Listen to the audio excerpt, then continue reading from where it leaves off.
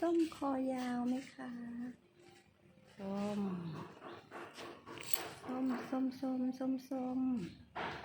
แมวส้ม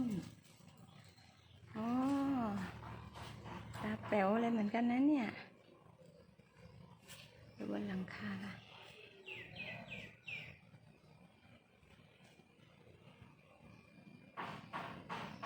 ตัวใหญ่แล้วนะเฮ้ยตัวใหญ่แล้วนะเนี่ย